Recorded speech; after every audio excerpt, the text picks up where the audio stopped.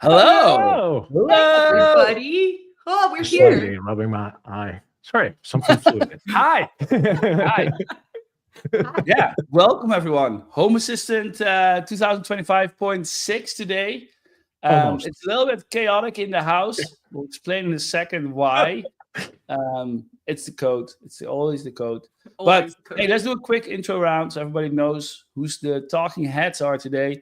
My name is Paul Schoutse, founder, Home Assistant, president, Open Home Foundation. My name is Missy. I am the head of shitposting here for you. Yeah, social media community manager. By the manager. way, just saying, like the full title. Don't like make it that Oh, bad. yeah, I know. yeah, I like yeah. to make fun of it, but yeah. Hi, and I'm Frank, and I'm the lead of the Home Assistant project at the Open Home Foundation. Yeah. Let's talk about, like, maybe you've noticed the release is not out yet. This hasn't happened in like 4 years, I would say. Something like this. Oh God, yeah. No. Right? Like, we When I used to- started, it was We used to have this thing where we would ship a release, we would hit tag, and then 4 hours later or something, it would The finally very pop beginning up. was almost a day, by the way, for some installation methods. ooh.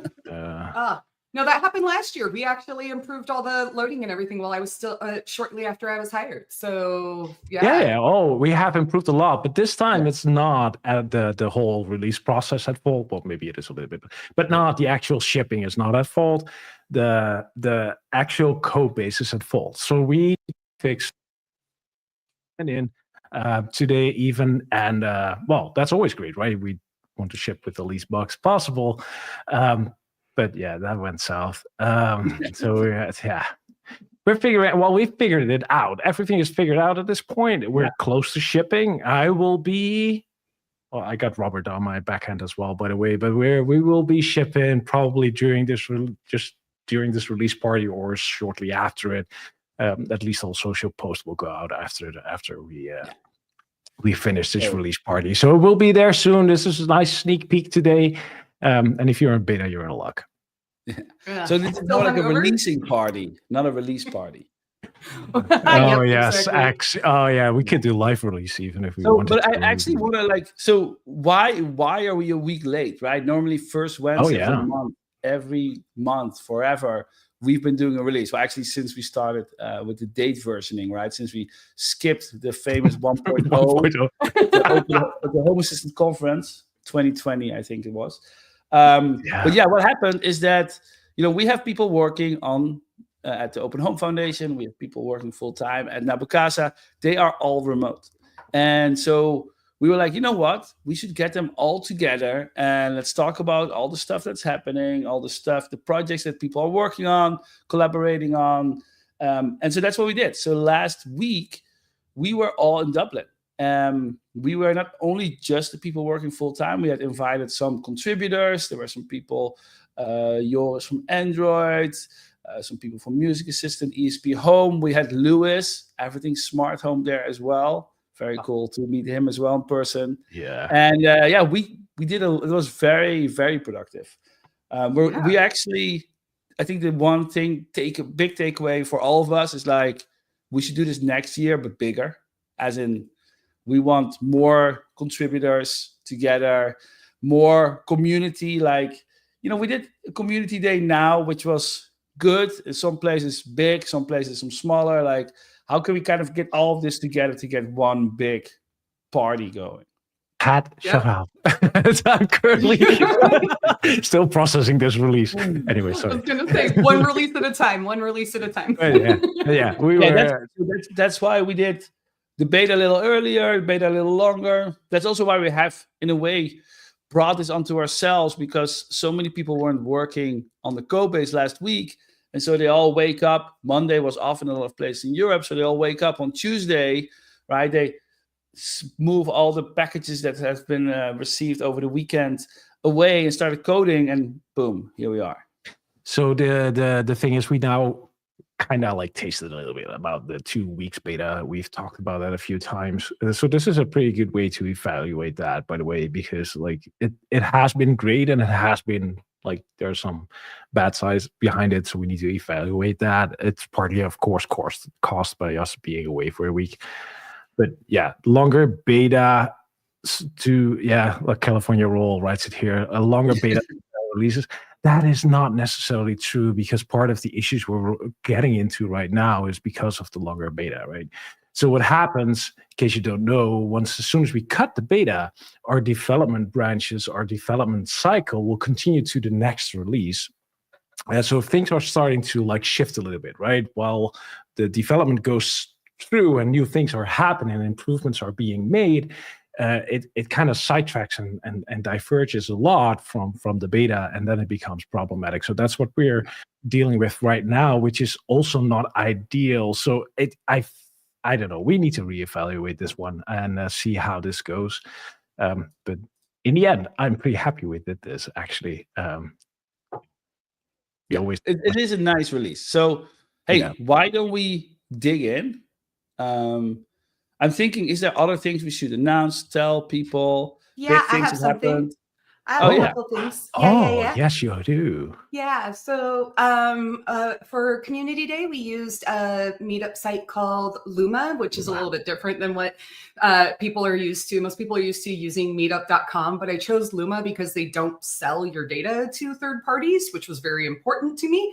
Wanted to make sure a lot of other people who protect their own privacy was good. Well, it was so successful that I actually created a whole new calendar for our all meetups, everything. One of the unfortunate events that happened on Community Day was our Galway meetup had to be unexpectedly canceled, but they rescheduled it for the end of this month, the 21st, which means if you were registered for that one, you should get re-signed up for it. They sent out a blast on the original one, but if you want to, you can actually just go ahead and set up your own link on Luma, u.ma/home assistant. Really easy to actually find.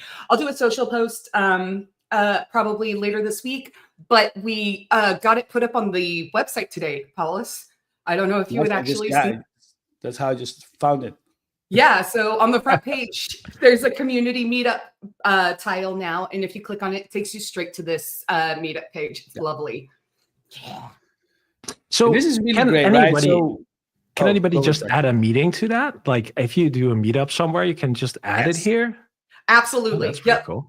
Yeah. So I still have to go through and approve it because of the way Luma works, but that's not a big problem. I log in and just press approve. It's not a big thing. So I actually have assets for you guys who want to do this. So we have public assets for people. So be able to actually set stuff up for share social, stuff like that. So yeah, really exciting.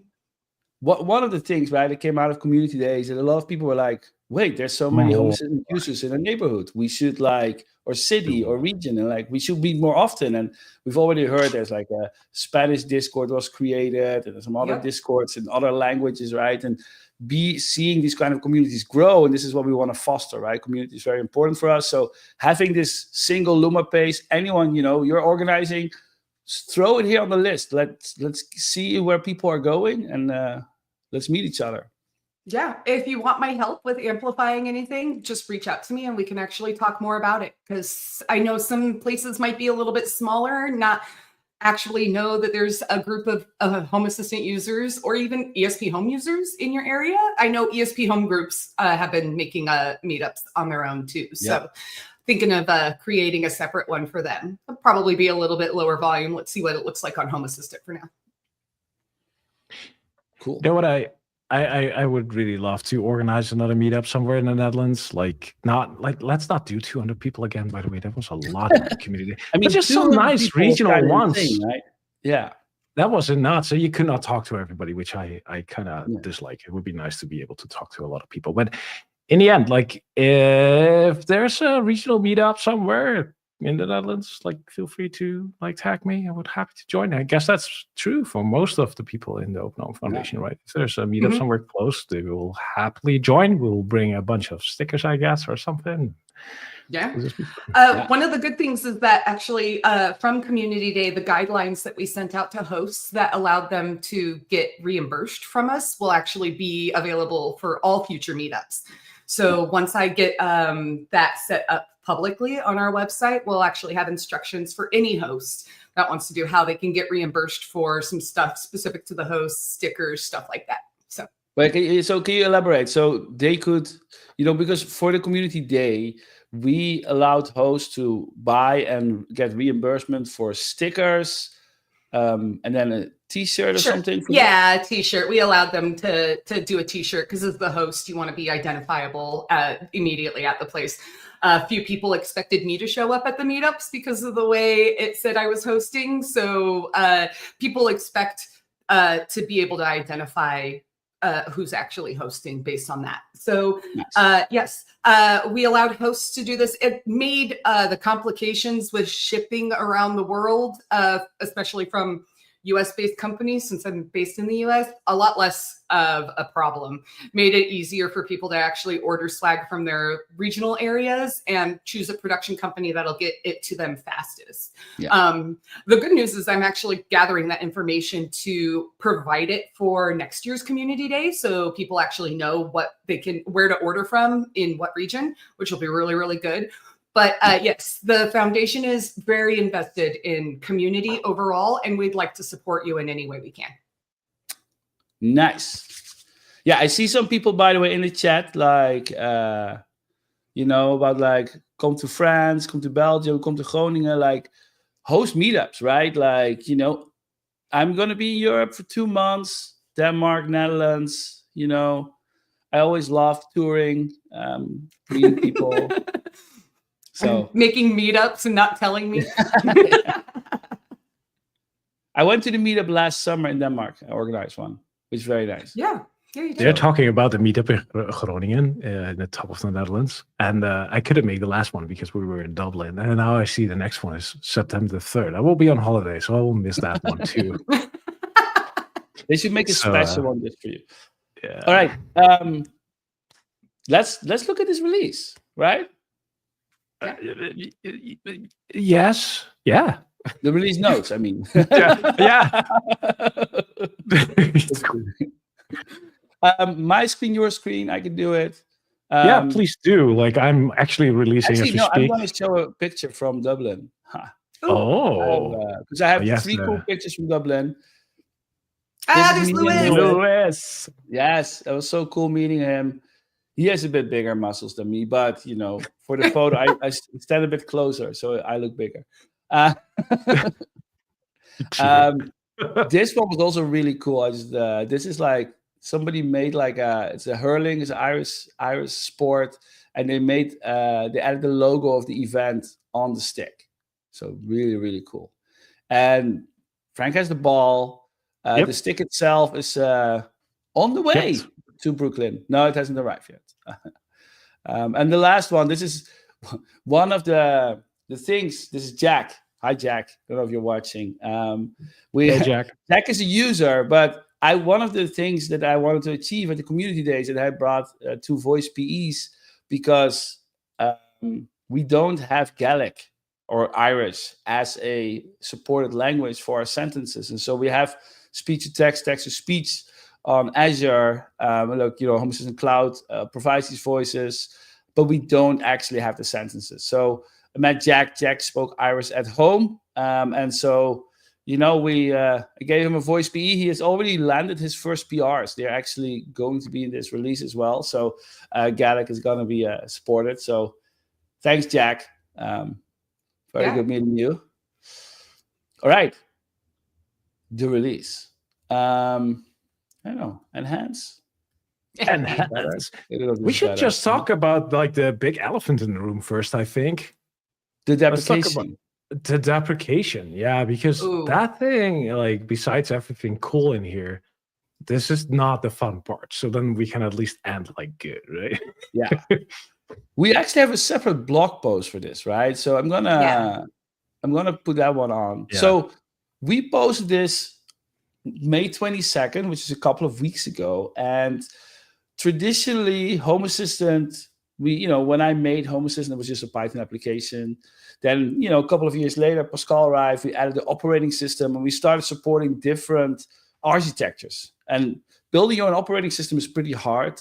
Building your own operating system for different architectures, maintaining it, making sure it always works is even harder. And over time, we have created kind of a big monster, right? Because we support very old architectures that were used on the Raspberry Pi 1. We have architectures that were used on the Raspberry Pi 2. And in that time, the architectures were also kind of rapidly improving, right? So right now, we actually are in a kind of a stable land where you have the x86 64-bit architecture. You have the ARM 64-bit architecture, which is like also very mature. Those are our most mature ones. But the old ones, they are very painful to build for. They take a lot of time. They're 32-bit. They break a lot of times. And so we were like, you know what? We're going to get rid of our 32-bit systems. Some of these systems, the last time a device was sold with them is like 20 years ago or something. So it's been quite a while. We're not the only ones, right? We see actually across the industry that Linux distributions or other software platforms are dropping support. And this is also another driver for us, because if we want to tell you, you can keep using this 32-bit operating system, but then features don't work because the software that we rely on doesn't work on 32-bit anymore, that's kind of a pain. So one of the things that we did is that we actually, in preparation of this, right, we've been revamping backups. We make sure that backups work on every kind of installation method you have. You can make a backup and you can actually restore it on one of the new, or not new, but the ones that we're going to keep supporting. So the first thing, something a lot of people don't know, right? If you have like a system X, like, I don't know, like if you know your architecture, you have like a 32-bit ARM Raspberry Pi 2, and you make a backup on that thing, you can actually restore that on like a 46-bit AMD virtual machine with all bells and whistles, even though they're not the same machines, right? That just works, which is pretty cool. So this is the abstraction layer of our backup system is excellent, if I have to say myself. I mean, I didn't make it, so I can say that. Because if add-ons and Home Assistant itself, even if they were installed for a different architecture, we know how to match it up with the right architecture for your new system, right? So that's why a backup can always restore, and basically you're up and running. And if the beauty of backups, restoring backups, is also that if restoring a backup fails, you don't have time right now to deal with it, well, just turn off the new machine and start up the old machine, right? Like that's one still works. So it's kind of a nice way that, because you're in control of your data, you can say, oh, I'm keeping this old machine, reusing it. So this deprecation, it is effective starting this release. It will take 6 months. So the December release, 2025.12, will be the last. After that one will be released, no longer supporting any 32-bit architecture. Now that's the first part, right? So i38.6, ARM 8.7, ARM 7 are out. Just from a sustainability perspective, like it's going to save us so much build time and build hours and compute hours in our whole like structure of Home Assistant. Like you have to understand that every time we change something, we have to build for these old ones, which takes a long time. We are burning so much CPU power and instances here that is beyond like unexpected. Like that's going to improve our processes and also like the headache to get this stuff even running nowadays, because that is totally a job. I remember spending almost 2 weeks on getting TensorFlow working on one of those machines, like the packages. Oh, that was a pain. And it was just such a pain, right? In the end, we gave up at some point, but for this specific one. But it is just always the same thing, right? It's always praying. That's also part of this. It's praying that it still works. But at the same time, it could be that next week, some of these architectures we couldn't even build anymore. And we want to be upfront, like actually phasing it out correctly before we are put to a choice where we have to instantly flip the switch, which would be worse, right? So that's also part of the whole thing going on here. It's just time. It's time. Yeah. I want to do a special call out for the Raspberry Pi 3. When we just launched support for the Raspberry Pi 3, there was people tend to be motivated to install the 32-bit version because that's what, back then we were still supporting GPIO, and a lot of GPIO drivers were only work on 32-bit. Later, we started recommending the 64-bit image. If you get the warning, you're on a Raspberry Pi 3, you don't have to buy new hardware, make a backup, install the operating system for 64-bit, restore the backup, you're back up and running. Like I said, if you want to, if you have 2 SD cards, just install on the new SD card, boot up. If it doesn't work, just switch back until you figure out what went wrong. But like a Raspberry Pi 3 actually supports both 32-bit and 64-bit, but 64-bit being the one that remains supported. So this one just makes me laugh. It's like Doom will run on it, though. That's for sure. That's true. Yep. A 3B, yes. A 3B is the one that has the 64-bit. So yes, 3B there's a second part about something that we're going to deprecate, and that is 2 of our 4 installation methods. So we used to have 4 installation methods. Home Assistant operating system. It is, you get our operating system, you get a Home Assistant in it, it has add-ons, you can update through UI, it's the best of everything. We had container, which is actually only the Home Assistant part from our operating system, running as a Docker container. You can do that if you have like a Synology NAS or another server where you're running containers. And then we had 2 kind of special ones. One was Home Assistant Core, which was like, because, when I started Home Assistant, it was just a Python package, just pip install Home Assistant, right? And then run it. And so we've always supported this as a installation method. And, we published that like 98 or 99% of the users are like, what are you talking about? Just saying how popular this installation method is. Yeah. So, but nobody uses it. It's a very tiny percentage actually that uses this Python installation method. And it's actually very painful to support from our perspective, because you can install Python everywhere in the world, right? Like, doesn't matter what kind of system you have, you install Python, you pip install Home Assistant, you run into a bug, you can now go to our bug tracker and say, I run Home Assistant Core, it doesn't work. Why? You got to solve this. And actually, we saw that supervised, the other installation method, I'll get to that in a second, and Core, they were causing a high number of issue loads without us, which is like, container has everything solved. We install exactly everything you need in the right way. And so we're going to, with deprecating these 2 installation methods, that means that we're going to stop supporting them. And so what does it mean to stop supporting them? It means that we're going to remove the documentation from our website. It means that we are going to close issues once they're fully phased out, if they're no longer relevant, because this is not how you're supposed to run Home Assistant. If you really want to install the core installation, it's not going to go anywhere, as in this is how we develop Home Assistant, right? You pip install Home Assistant, editable, you work on it.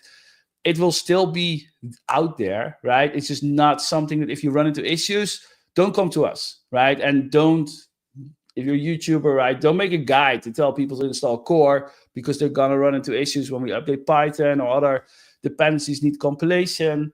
Why would you want that pain, even, to be fair, nowadays, right? Yeah. Like with HAOS, but also like in container-wise, it's just all handled and shipped and simple. Some people just like punishing themselves, really. Yeah, right. I mean, it's almost masochistic in a way. It's just weird. It's a different kind of hobby, right? It's like, it's like how Gen 2. The Gen 2 used to be this Linux where you could toggle every flag of every package, and then you'll be like, have to compile everything, and it would run slightly faster, maybe. Okay, so that's Core, right? So there's one more installation method going away, and we've already seen a few places that got confused by this. So we have an installation method called supervised. So supervised is Home Assistant OS. So you have like the supervisor to update Home Assistant. You have the add-ons that can install like different apps. You have Home Assistant, but then you have to install your own version of Debian. And this is a version that was created initially because Home Assistant OS was lacking a lot of features and people kind of want to hack around it. It has always been a support nightmare. Like, we tell people to use Debian, don't install anything else, otherwise you're not supported. People installing supervised on Ubuntu, right? They're running it on Ubuntu, and then the Docker image is not slightly compatible, or they push a feature that doesn't work with Home Assistant, or things were always breaking. Oh, the network stack, multicasting, IPv6, you name it. What people don't realize is that IoT is hard. Networking is one of the hardest parts. Like getting two devices to talk to each other on a network, it is crazy hard. And Home Assistant OS has a lot of fixes, especially around IPv6, which is something that Thread relies on, which means Matter relies on this, right? HomeKit relies on that. If you don't have that proper setup or multicast, like broadcasting, like status updates, it's going to be painful. And Home Assistant OS is all figured out. People with supervised would run into issues, not have the right thing configured. It was just, again, a heavy issue load. So we've also decided to deprecate supervised, which also has a small percentage of users, which has been shrinking over time. We are, it's in 6 months. Again, we're going to remove the documentation. We're going to remove the installer, but the installer, there's already people that said they might be interested in forking it or maintaining it, which is great. DNS. It's always DNS, yeah. But so supervised and core going away. The things that are not going away, container, you can still run Home Assistant in a container and be supported. You can still run Home Assistant OS on a Raspberry Pi, an Intel NUC, anything, and will just be supported. You can still run Home Assistant OS in a virtual machine, be fully supported, and everything like that. All that stuff is supported. If you run Home Assistant Core, you can still have a very happy Home Assistant instance.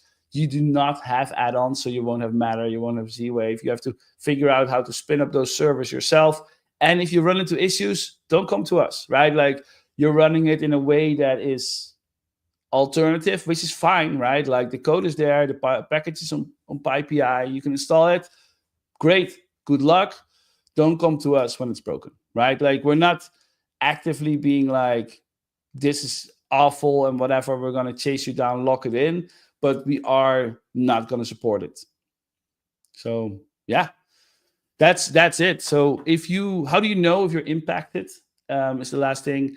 You will get a repair issue when you update to this release. When you update to this release, we'll be like, hey, you are using a Home Assistant in a way that is going to be deprecated, with a link to the documentation, which will explain exactly, this is how you make a backup, this is how you restore a backup.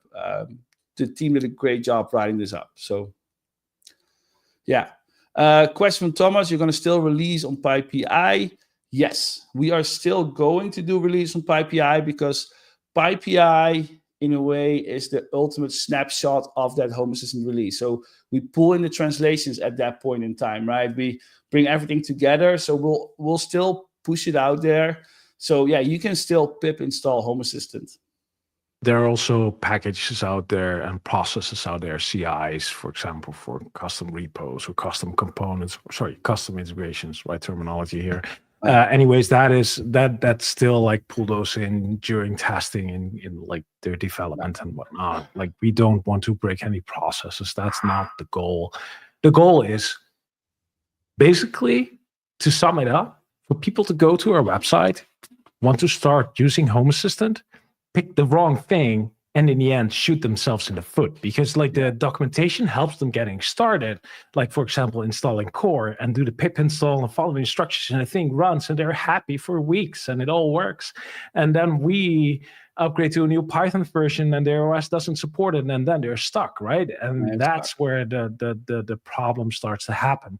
And at that point they're looking at us like, why did you change the Python version? Well, because going with it. But in the end, like that's how it's perceived, right? We're the villain at that point. And that's just because they don't know. And we should help people not to get into like this pitfall, right? We should prevent people from shooting themselves in the foot. And if you're like very good with Python, like most developers working on Home Assistant are good with Python because it's written in it, and you prefer to run it that way, please, by all means, be our guest, right? Just do it if you prefer that and you know how to work with that. Then you don't even need documentation, to be fair. If you know how to develop on Python, you will not need any documentation to get Home Assistant running. It's just a VM to do a pip install and knock yourself out and be happy. But for the regular user popping by, we should like prevent them from shooting themselves in the foot. Yep. So yeah. That's it. I'm looking forward to see, we're keeping a close eye on our statistics, on the analytics, to see how it's going to shift, right, in the next couple of months. And then we know also like the bigger impact of this change. Yeah. Good. This was the elephant in the room. Definitely. I'm so happy. I cannot, like, this sounds so weird. Like, we put so much effort in this in the last few months, basically. Me, Missy, Gord, by the way, thank you so much for helping write all this stuff. And anyone else in the team and everybody who jumped into the architecture discussions. We took this one very slow, worked very long on getting this done, getting a lot of people involved to make sure we got everything. There's one more elephant, by the way, we need to address, Paulus, is that every integration that is, actually, that's not in the release notes, I think. No, that makes sense. It's a deprecation. Anyways, every integration that is depending on core, so the core installation method, and can only be used on a core installation method because it needs like direct OS capabilities, whatever. It needs packages that cannot be shipped in the other installation methods. Those integrations will be deprecated this release as well. So you will get a notification, a repair issue for those. If somebody wants to maintain it as a custom integration, that's fine. But it's no use for us to ship integrations that basically cannot be used on any of the documented installation methods. That's basically the gist. So those are deprecated. Although, if you're seeing this happening and you're like, oh, this integration is great, but it's deprecated and I'm still using it, and you want to make it available for everybody and you want to contribute to that, like, we are happy to refer to deprecation and instantiate something everybody could use. So we're open to that as well, if that is a thing. I think that's the actual elephant. Then we're done. That's the whole thing. That's actual. Good. The elephant complete, like with tail and everything, ears. Yep. Yeah, we're good. Good. Right. Let's go into a cool new feature, because who doesn't like features? Right. Yeah. I just want to share my screen. One of the cool things that we've added in this release is visualization of networks. And I'm going to show you, this is the integrations page in Home Assistant, the config Bluetooth. When you click on configure of any of these, it doesn't actually matter right now which one. You click on visualization, you get your whole home.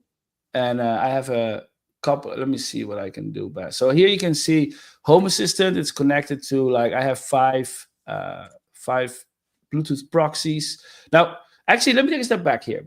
We have Bluetooth proxies. People maybe don't know. Bluetooth is a protocol how smart home devices send data. Bluetooth is very low range. That's why your phone, when you walk away from your barbecue in the summer, will stop playing your music. It sucks.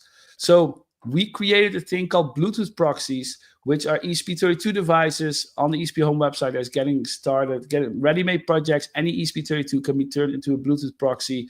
It allows Home Assistant not to do music. We don't do that. But it allows Home Assistant to use Bluetooth to collect data from all these different devices in your house. So I have 5 Bluetooth proxies spread out through my house. There's quite some overlap here. You don't need that many, actually.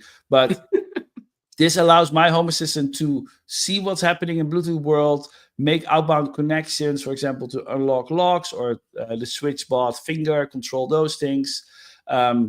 But for example, one very popular integration, of course, is the Oral-B toothbrush. Oh, yes. And so you can see exactly which sector you are brushing. Now, every Bluetooth proxy can see other devices. So for example, here, you can see that the tag reader I have an MC tag reader upstairs. It can see a lot of devices. My Bluetooth adapter can also see a bunch of devices. What is actually cool, my Bluetooth, you can see the ones that are dark green are known devices. So this one is called Office Ceiling. I can actually click on it and like, oh, it's a Shelly device. It also has Bluetooth. It got picked up by Home Assistant. And so this way you can see your whole house, and this is ideal if you're looking into why is my Bluetooth device not being found? Well, now you can actually see which Bluetooth devices are being found, and maybe it's not there, or maybe there's something going on. Maybe the range is not correct. So this visualization is really, really helpful. Now, this got added to Bluetooth, but we also have added it to Zigbee. So I'm going to quickly jump to the Zigbee visualization. My Zigbee network is a little bit more smaller, and that, I guess, everything red is offline, so that's half my network.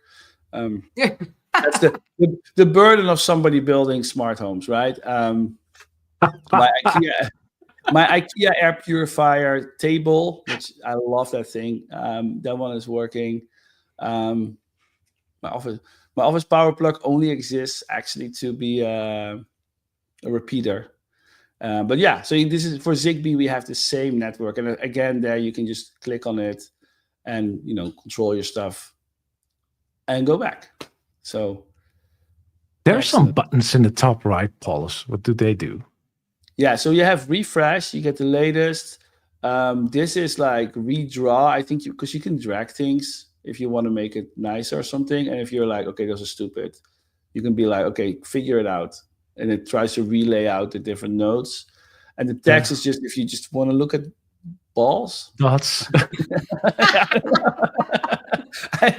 I actually don't know why this one exists. It makes maybe a bit more sense for Bluetooth, but even then, you want to have at least the known devices you want to see, right? Like something like this. But I can't filter them out in the top. Sorry? Are those clickable? Oh, yeah. Oh, yes, you can. Oh, that would be useful for the Bluetooth one. Yeah, that's actually pretty useful. Oh, that's pretty. Unknown device. There you go. Yes. Oh, that's much. And now I have to press this button. You see, then everything moves.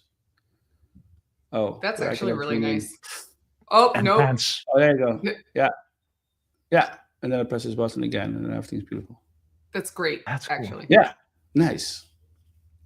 So this is really cool. And of course, we had already the raw data, which, it's just not very appealing to look at. Nope. Unless you need it, then it's very helpful. I really enjoy the visualization. Really cool? I mean, this is the Bidraco special.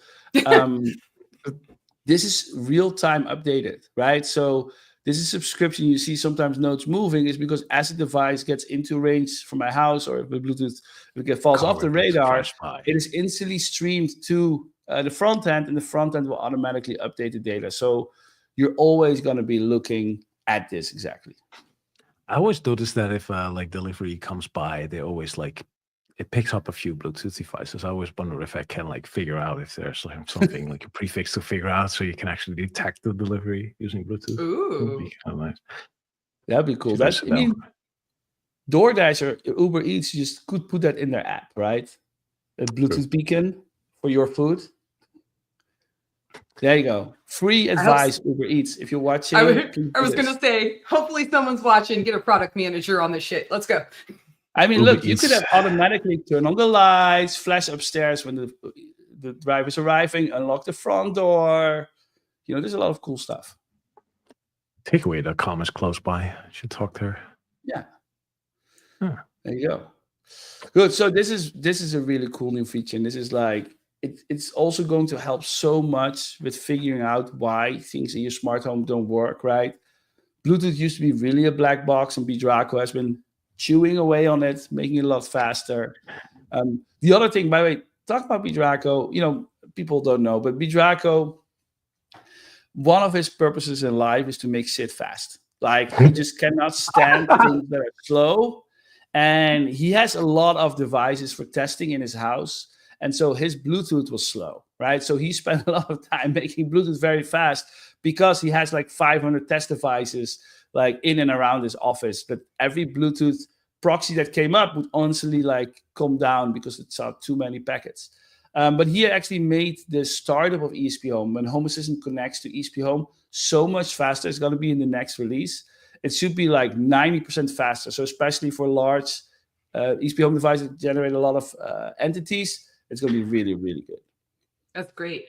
He and I talking when I was first hired on and getting into the Bluetooth proxies we have. I think he said he has something like 13 in his house, all over his home. So yeah, he does very similar to what you do, where it's tracking everything throughout his house.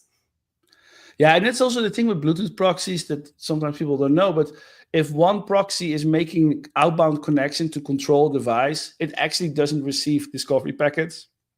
So every area needs to kind of be covered by two Bluetooth proxies. Okay. So it's a good to know thing. All right. I like to like he was in Dublin, with Draco. So it was so cool. Every time I spotted him, he was like going down those performance charts, right? Like it's like, yeah, always looking at them. And he's always trying to pick like every little millisecond he can save, kind of feeling, right? I know it's not true. He will only do things that actually make sense and like do gain a lot, but it's just nice to see somebody is like putting time and effort into that, to be fair.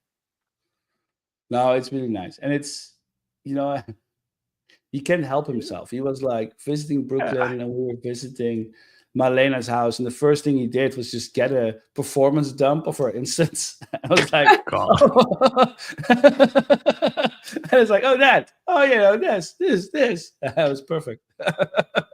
Oh, my goodness. That's lovely.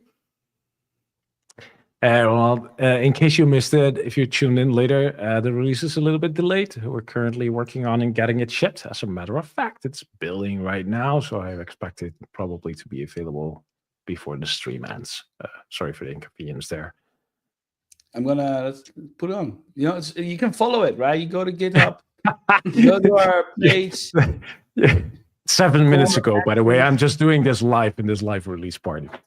It's a releasing party today. It's not a release party. Releasing party. But yeah, you can see there's some already done. 64. This is, by the way, another reason, right? Like when we talk about deprecation, every release that we do, every build that we do every one every night, every time we push to dev, we are building all these different architectures, right?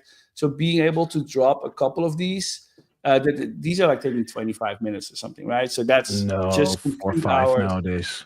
You're back in the old days. Now it's 5 minutes. We do a lot of pre-building before this. All the components that go in there is already pre-built. That takes like 50 minutes or something. But yeah. So yeah. But yeah, it takes a bit. But before the end of the stream, we promise we will not hang up everyone until it's shipped. Hold on, your horses. I'll be stuck here all night. Yeah. No. What should we talk about next? We should talk about. Let me see. Can we talk about pickers? That's by far my favorite subject, to be fair. Yeah, you got a good picker ready? I think I can pick up something for my picker. Jesus. Welcome to my instance. It is actually my instance. It's very clean. Okay. Let's create an automation, because last release we improved. Maybe I should show the 2 releases back. We actually started improving something else, which is like this whole dialogue, right? And including if you open something, we now have this whole context awareness. I love that so much. So that was 2 releases back. Last release, we revamped the entity picker. So if you created an automation, I'm not sure what this is actually. Okay, whatever. Let's create an automation. And if we would do a state trigger here, look at how beautiful this picker is nowadays and how much context you get, right? You can now see that the area and the device it's from. And if you have enabled it like me in your profile, you can even see the entity ID if you want it. By default, that's turned off, but some people like it, so you can turn it on again. And the search is just really great. Damp, plan, like it just makes sense of it all. It just works. So that's beautiful. But there are so many more of these kind of, as we call pickers. Pickers. We have so many pickers. Like we have attribute pickers, right? Even if we have the temperature right here, and then we have year picker for this one. This is a picker. This one is not very special. But the thing that we did this release is that we actually revamped all the pickers. And the most special one, I think, the one that stands out the most would be the device picker here. Let's pick up the device. And if I now pick a device, look at that. It now shows you the area it's in, living room, the integration that provides it, and the icon. There used to be only a name here. So it would only show the name. That was it. And now it shows you way more context. And while this is not necessarily, like, this is nice, it helps you visualization, it helps searching, but the searching, that's the part I want to talk about, because we've improved for the entity picker, the search, so much. Like, Paul has been working on the search there. It takes into account like areas, it takes into account labels, whatever, not like a whole bunch of metadata, and try to fussy search across all of that to figure out what you're looking for. And that it was improved a lot. And we got some feedback last release on searches that didn't work. So that was improved as well. And that, exactly that logic has been deployed on every single picker, basically, this release, including this one. So I can actually just search for Flynn's bedroom here, and it will find even Flynn's window here. Although I search for Flynn, it's because of the area, right? Nice. So the search became so much better in this case, and yeah, that's just great. You will see that in every single picker, and this is by far one of the favorite feature sets for me going through all of this. Well, and I was going to ask the item on the right that shows what integration it's from as well, right? Yeah, and then we have on the left the icon, which is also of the integration. So we know that, like, oh, this is the MQTT icon. One day, maybe we'll have device pictures, we can show you those. But for now, we'll stick with the integration, which makes it very recognizable, right? You're like instantly like, that you're looking for your Shelly plug or something, right? And so you can instantly like look for it. I saw a good question coming by from Pat I want to highlight, because he's asking, can we stop including area in the entity name? And there's a lot of discussion going on in the community why we're doing this. So it might be interesting to tell, because the idea we have, what happens is that most people will set up Home Assistant and then basically try to rename every single entity in their system in order to get context, right? Thousands. Like, some people have thousands of entities and they're all starting to rename them, which is just nuts in a way. An entity should have a name of the entity, the device should have the name of the device, and the area should have the name of just the area. And those combined together give you the full context.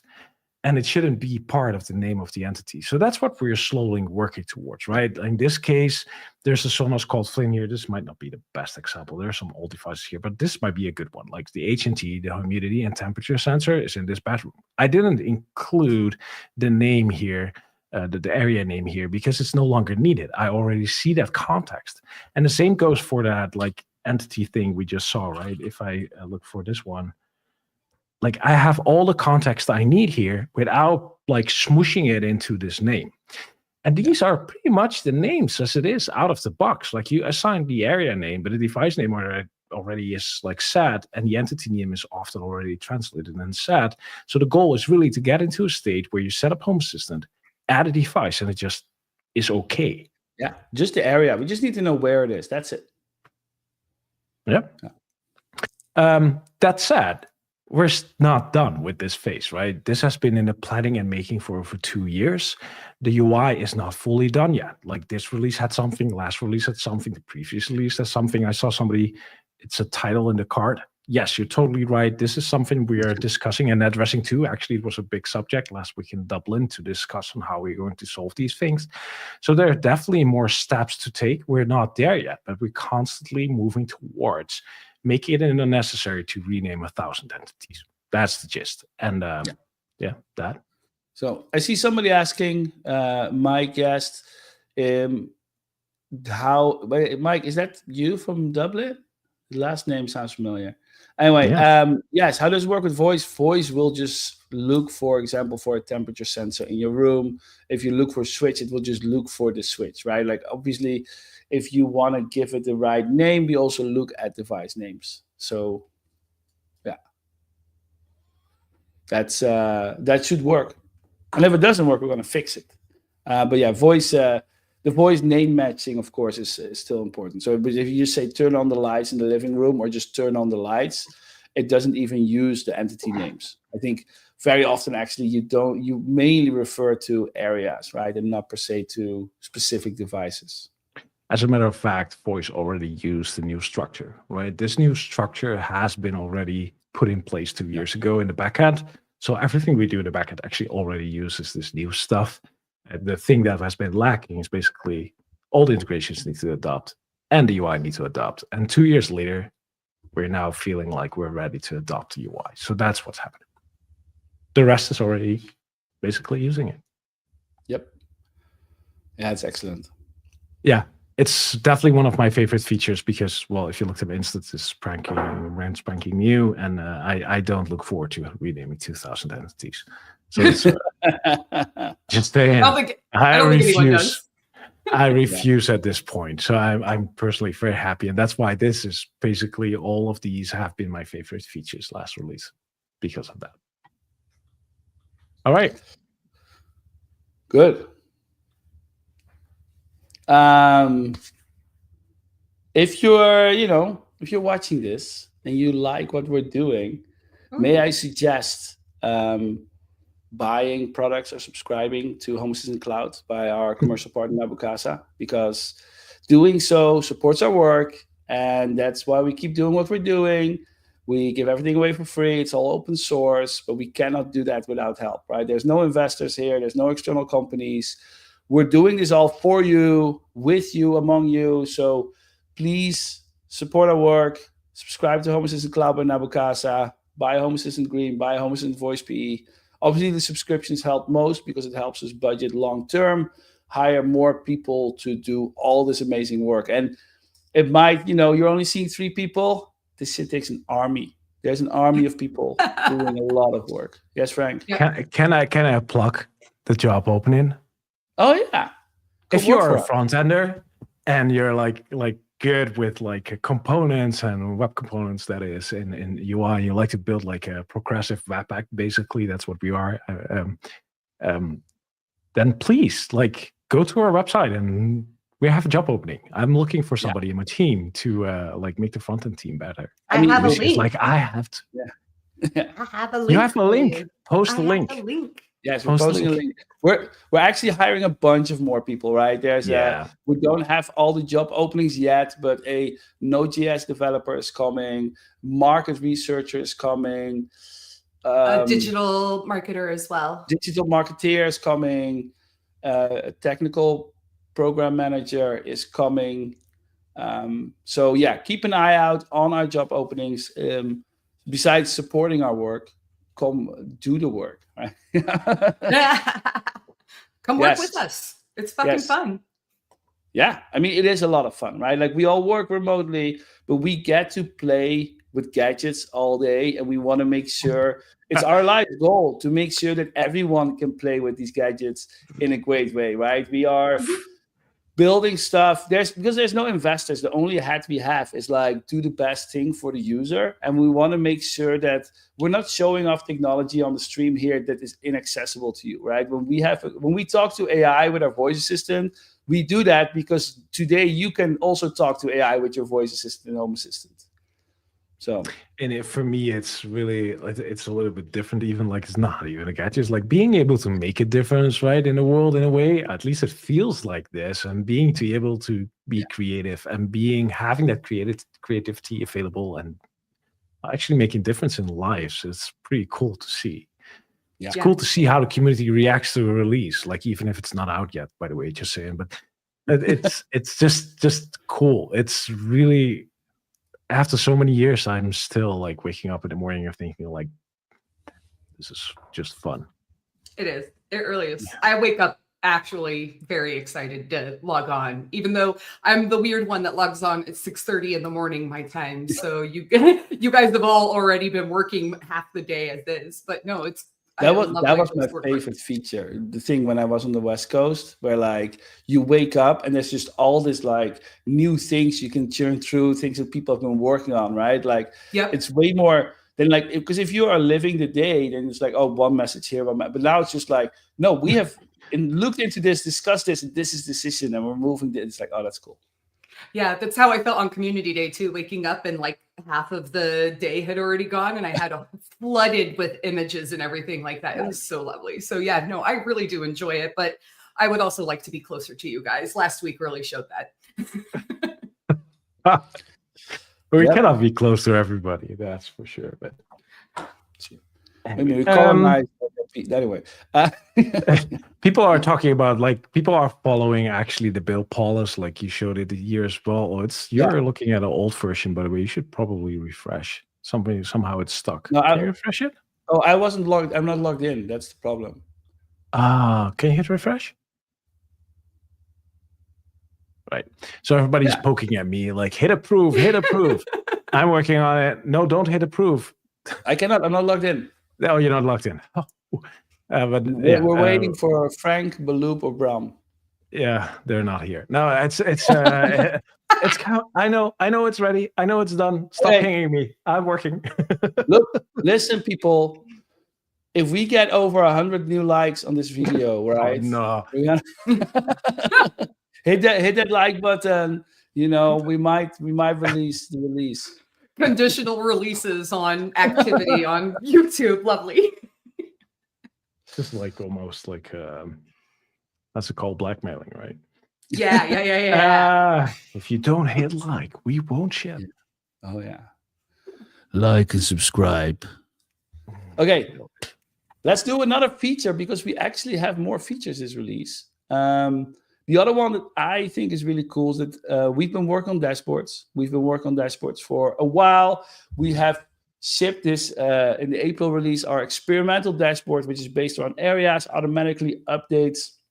When you add a new device to an area, we add that device to your dashboard automatically. And it's using new tile cards. It's looking beautiful. If you don't know how it looks like this.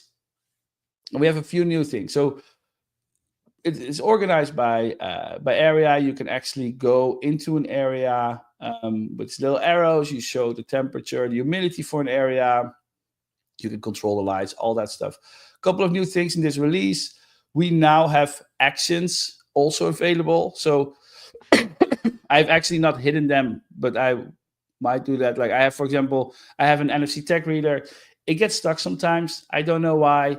But if I reload the config entry, it works. So I wrote a script for that I use with voice to trigger, so that when my kids could just say, okay, now we'll fix the tag reader. Oh, shit, I shouldn't have said that. Anyway, they can just, the AI can fix the tag reader. It's great. But like it now shows up, right? So if you have scripts or actions around your living room, for example, it will automatically show up in your living room card. If people are unfamiliar with this one, by the way, if you go to settings, you go to dashboards, add dashboard, it's right there, areas, experimental. And the cool thing is that you can make changes, like I want to see the living room, I don't want to see the office, all that stuff. You can go into the living room and say, well, actually, why would I see my air purifier? I don't want to see that one. And it will just hide it, right? So it will hide it, but it will keep remaining dynamically updated. So, the other thing we made changes now is that this used to be called entertainment. Some people were like, well, I have an arcade machine. Why is that not entertainment? So now it's just called media players because that's really what it is. As you can see, new group for actions. From the top of my head, I'm just going to share the tab. We show a few others. So yeah, button entities, number entities. So if you are creating some helpers that you explicitly add to a specific area to control automations, or for example, the atmosphere, whatever you're doing in that room, it will all show up now and you can manage it. So people are having problems with the request policy. Oops. Yeah. So just create that script for next time. But yeah, this is really cool because also the scenes, right? If you have a couple of scenes, you add those scenes explicitly to your area, it will now automatically look really, really good. So yeah, and this is dashboard. We're getting at a point, by the way, Paulus, that we need to watch, like not just for the Amazon and the search engine one, but also for this one. Oh yeah, no, yeah, I know. The one that shall not be named, right? This is why I changed mine to Jarvis. Well, like many people have done, right? Because, yeah, that's why I didn't say hey. I very specifically didn't do that. I stopped sharing. That was not ideal. That's fine because we can show a few other things, by the way. Yeah. So let me see. There's some Oh, there's an interesting new integration that we'll see how long it survives. Looking at new integrations in this release. This one is called Alexa devices. If you have a device that has, I shouldn't, Madame A in it. Sorry, what am I doing? We just talked about this. If you have devices from this vendor with this feature on it, this integration will actually be able to control it. There's some notifications, some media player stuff. So this is replacing the Alexa media player, kind of, right? Yeah, so there was a custom integration that was similar but slightly different, and this one is meant to make it come in-house. It's a new backend library that is async IO.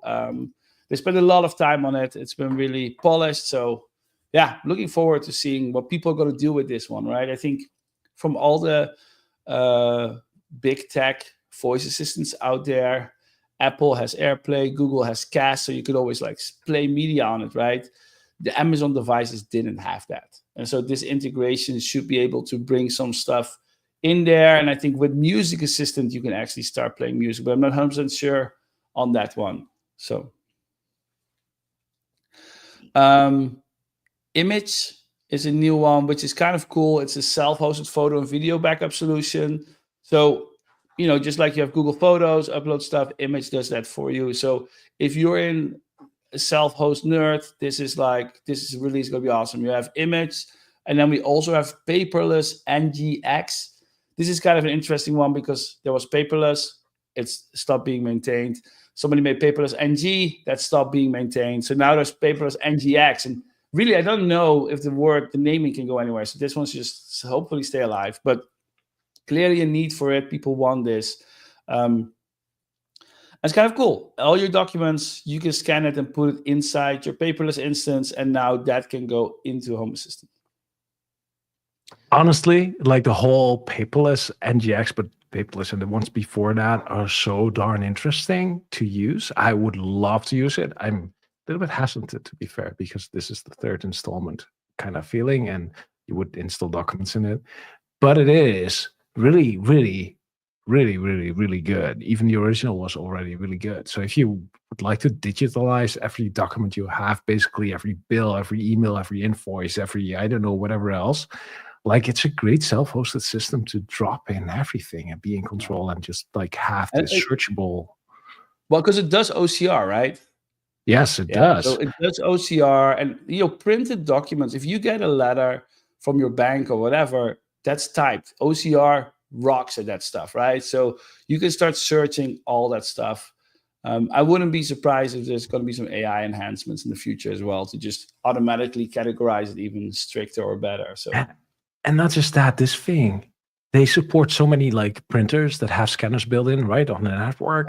They have apps for all kinds of platforms, so you can just like scan your document directly from the app, and it will go into that system and do OCR and whatnot, and cut it out and like unskew it, and I don't know, whatever it does. It is. I think it's a really cool concept. I would definitely do it if you're interested. So one of the things that, I obviously love open, right? With Home Assistant, we build everything in the open, but I'm also sometimes a little lazy. So not all things in my life are open systems, right? It's just because like I chose convenience on this path, and then this is like, and I've now, partially because of AI, because I just want to have like, let's just see what I can do when I have like an AI index stuff. I realized like, some of the systems I've been using, like my phone, I have an iPhone. I use Apple Notes. Like you cannot search through your Apple Notes easily, right? And so I am trying, and I'm currently evaluating like different systems for basically evaluating every decision I've made in my life for programs and apps that I'm using to see if I can find a version that if I have a fun idea, I can just access the data, whether this is my photos, whether this is my documents, my notes, or if someone else has a good idea. I mean, this is the power of what we see in Home Assistant, right? Somebody has a good idea, somebody allows you to plug Home Assistant into it. That's cool. I want that for everything in my life. And I think when I look online, the things that people are doing today, so many people are experimenting with, for mainly AI, but just to access data and do something with it, right? Like we really have a new revolution on our hands in the way of the creativity that people have done. If you would look 4 years ago, people were like, no, Google, Facebook, Apple, they won everything. Like why would I try to compete with them? And now it's all like, no, but like those systems are not open enough. We're building a different one. We're going to hack on it. And so, yeah, that's why I'm also looking at my stuff. Actually just made the decision. I'm going to switch to Android. I'm going to put it on the live stream. It's out there. Now I really have to do it. But because the systems is more open, right? I want to be able to, I don't know, install crazy apps and just have it control my phone or whatever. So I'm seeing paperless, seeing image land in Home Assistant. Freaking cool. Yes. The good news, though, in between all of this talk, the release is actually out. So if you're using HAOS, you can actually update. Docker is being shipped as we speak, so that takes a few minutes more, but we're getting there. Nice. Well, that means I'm gonna live update. Yeah. Old days. Exactly, Matt. 2. Oh, I'm gonna update Open ePaperLink. Oh, if we have time left on the end of the stream, I'm gonna show you guys Open ePaperLink. That stuff is cool. Check for updates. 2. I also have an update. Oh no, I'm on the dev version. I'm not gonna get a new release. No, you're okay. Not. Abort.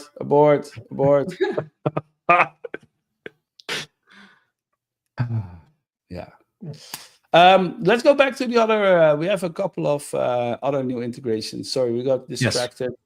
By Paper and X and GX. So Probe Plus, creatively named. It's a probe. It does a little bit more than just probing. It has Bluetooth. Reminds me of South Park, to be fair.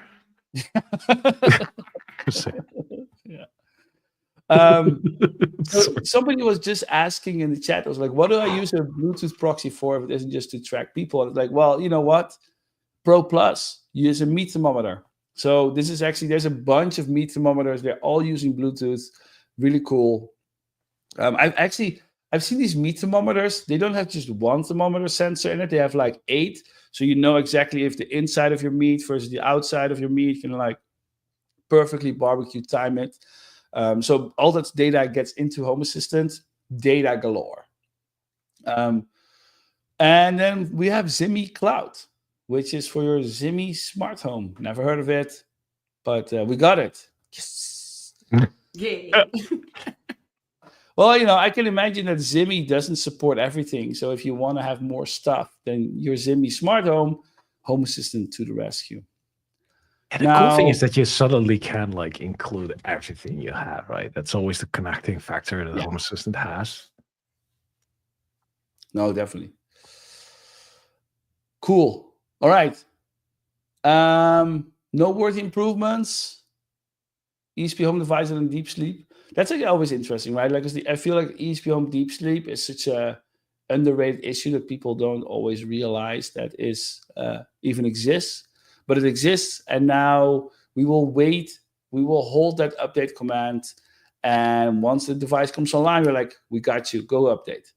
So really cool. The Homey integration now supports fans, really cool. Bray77, he just keeps hacking away at the Tesla integration, so very cool to see that, valet mode switch, credit balance sensor. I didn't even know those things are in a car, but now you can control them. What credit balance are you watching? Yeah, I have no idea. Tesla. Oh man. Smart things also go. Oh, Shelly. This one is important. This one is actually really important because Shelly devices are. Sometimes you have these Shelly devices. Let me just get one. Here you have a Shelly device. You put this in your wall, right? This is a 2 p.m. So this is able to control 2 channels. Now, what it means is that Shelly, this one device actually controls 2 devices. But inside Home Assistant, we never really had that, right? So it would be you would look at the Shelly device, there would be 2 relays.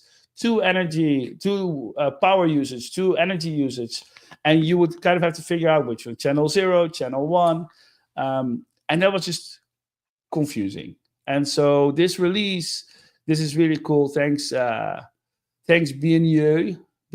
I don't know exactly how you pronounce it, but thanks Shelly crew, it's now split up. Oh yeah, 4-channel. Shay is saying try with a 4-channel device. Shay is part of the Shelly crew as well.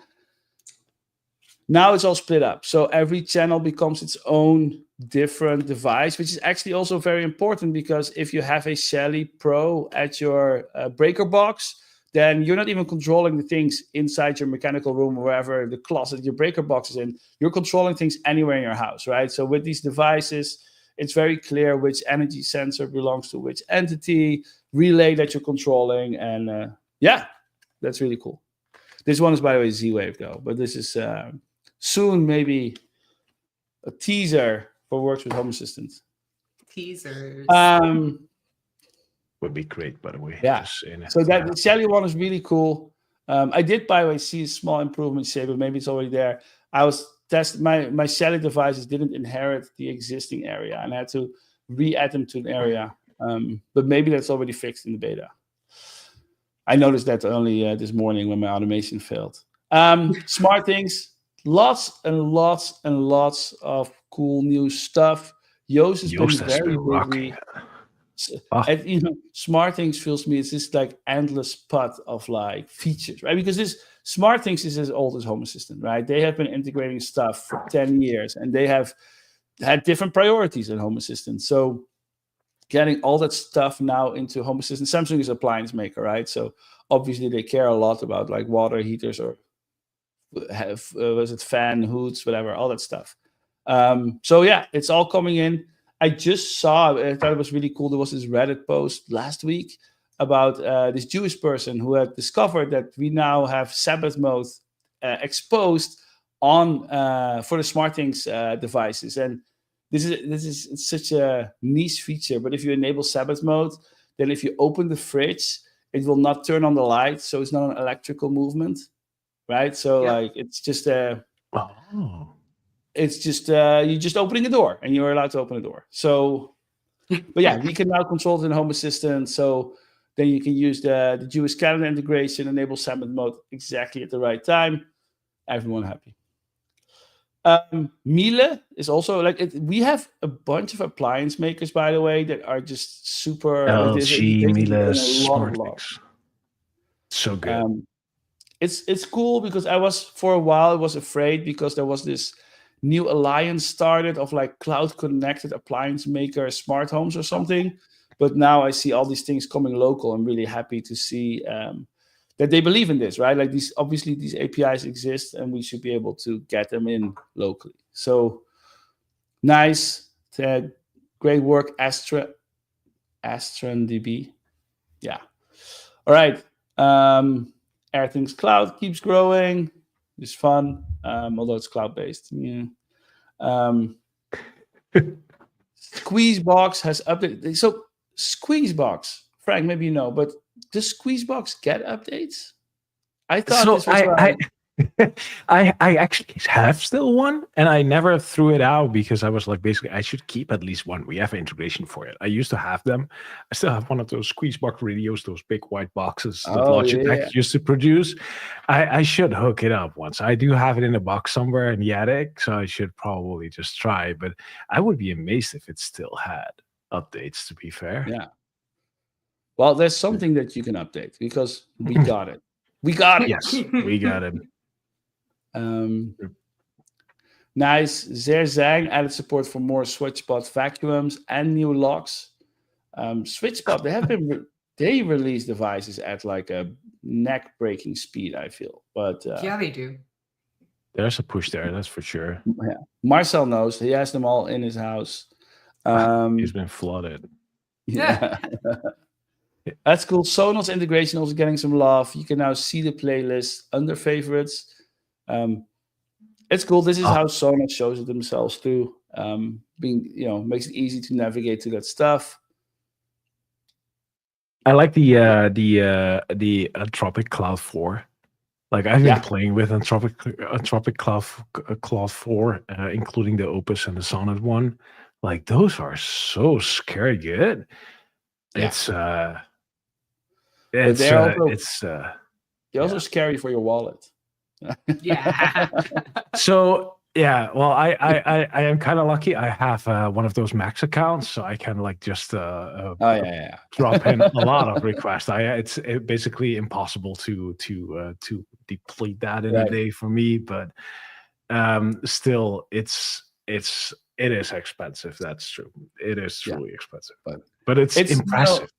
It's very impressive. It is wild. Like we haven't published much about it, but we've been playing a bit with AI on like the development and the contributing side. And we have Frank just today, we now have duplicate issue checker in Home Assistant. So if somebody opens a bug report on the Home Assistant repository, we will actually see if there's, we have the automatic label adder for a long time already, right? We ask people to link to the documentation so we know, oh, this is a bug report for Philips Hue or AirThings or whatever. And now this thing that Frank wrote is really cool. It like looks at like, oh, let me just get all whatever SwitchBot issues, right? They look at the last 10 of them, send them to an AI and be like, yo, is any of these similar to what this issue? And if it's that, just tell them like, yo, this seems very similar, right? Maybe you should close it. And upvote the other one. Yeah. Yeah, there's a lot of possibilities here to automate workflows. I think that's something new we have to look into. Besides, like the oldest AI stuff, besides using it in voice assistants, and I don't know how many tooling for writing and like writing to ChatGPT in some program or website, and coding, like it's used a lot in coding, like Copilot and whatnot. There's also a way to leverage these in actual workflows, and that's what I've been exploring the last few days as well on the side, because it's just really fun to do. And like classification of issues and helping categorize those things, or finding duplicates or people that post in some weird language we cannot read, like, and help those out and instruct them what to do. I think that these are things that we can get and use AIs for a lot. So this is what I've been playing with, and we actually deployed one today, indeed, the duplicate issue checker, just to see how it behaves. So we actually have, it's a ChatGPT 4.0 model that's being used there. Every issue that's created is pulled through that model to figure out if somebody else maybe already reported that same issue, and then helps us like getting them together, which is pretty cool. I'm gonna show also, like, see if I can have a report. We had this because I made a quality checker that makes you allows you to go through and see. Let me see where I'm going to share this tab. I might have a workflow for that for you, by the way. Yeah, we should do the work. But basically, we have this integration quality skill, all these rules, and now we automatically make these reports, right? And then we know, basically, as an integration owner, you can look at these reports and be like, oh, this is feedback that is actionable. This is what I can change. So, for example, for this one, it says to do because the rule mandates something and this integration is not doing it, right? You can see the play preset service is registered within the media players platform, and it shouldn't be done there. It should be at async setup level, which is something that, if you review it very closely, you might find this AI just found this issue, and now this integration owner is an actionable thing for them, right? I mean, the next dream, of course, is that we just get a PR or something that we can review, but this is already very, very useful input. And I think looking at just being able to empower, like, we have 21,000 contributors, right? Give or take. Being able to empower them so that they less rely on us for feedback, but getting different ways of getting feedback to know what to do, be able to build stuff. It's just awesome. Yeah, it's Can it great be for custom integrations? Excellent question. The answer is yes. If you go down, boom, boom, boom, integration path, you can actually point it at another one. I did that for Open ePaperLink. I created some reports for them. So yeah, definitely possible. So cool. All right. We should, like, everybody should really look into how they can make it benefit, not just to chat with a thing or like whatever, but just actually making yourself more productive. I think that's freaking cool. It's just so nice. Yeah, it can't shitpost as well as I can yet. So once it gets Oh, to that's that definitely level, true. There's no AI trained for Missy. That's no. Now, look, Missy AI. creativity is not its strongest suit, but we got to be also as engineers, we got to be honest, is that like every Home Assistant integration, the fact that we could create quality rules, right? There's a lot of repetition, right? The same approach on different services, APIs. Oh, we can use AI and get better with that and get that cleaned up. So. Yeah, saves you guys time too, because then you don't have to try to remember that there was a duplicate, or you don't have to search. It makes the people who are actually submitting it easier too, because then they don't have to search. You can spend more time on other things that are potentially more important, right? Like I've been fixing. We have on our website, for example, we have documentation feedback. People can just provide feedback on a documentation page, and we often see people giving feedback. Like I have device X that also works and it's not in the list. Super great that is feedback, but somebody has to pick that up and actually like add that to page, make a PR, somebody has to approve it and then edit, which is a fine setup, which is great, but not everybody has time to do that. If I come by such a feedback, I had the habit the last week of just dumping in last few weeks, actually, just to dump it into an AI, like, look at this feedback is valid. Can you make a PR for me? And it will just do, somebody approves as a merchant, right? That's just such an easy thing to do, which you shouldn't be spending time on, basically. So that has been just a great experience overall. Yeah. It turns the 10x into a 13x engineer. Yeah. Yeah. Hey, I don't know. Yeah. I want to show you guys something really cool. I don't know if you guys already seen it. It's the Open Home Foundation pocket knife. As you know, the Open Home Foundation is based in Switzerland, so this is a Victorinox pocket knife with our logos on it. I used it to cut the release, actually. That was bad. Nice. Sorry. But we've been making these. We've been handing them out to people working full time on Home Assistant right now. So. What are its smart features? What are its smart features? It's transparent, like us. We are foundation, open source. We went, instead of the wine bottle opener, we went for the screwdriver, of course, because you got to open those battery compartments of your smart home devices. No Bluetooth tracking. There's one smart feature, I would say. It has the founding on this. You guys are never going to be able to see this. No. You're going to have to take a photo. Yeah. It has the founding date on the blade. So. Oh yeah, that's true. That's cool. Yes. But it's in the category of new gadgets. Yeah. Although I don't dare to go to the airport. So this is a home gadget. Yeah. Don't take it to the airport. Yeah, cutting edge technologies. Yes, Roar. Oh, wow. Applause. Yes. That's a good one. I like the wordplay. Good. Very cool. Hey, we still have a few things in the release, by the way. Just saying. Should we dive in still to show something like on an actual instance? Yeah. What do you think about? I'm thinking about some menu on the left side. Oh, we didn't talk about that. Oh, damn. I've forgotten that. Am I doing this? I can do it. Yeah, if you can, then I can finish like the last bit of the release. Okay. Yes. Hello.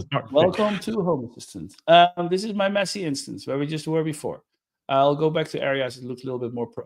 Okay. Who knew here, hands up, that you could long press Home Assistant to edit your menu?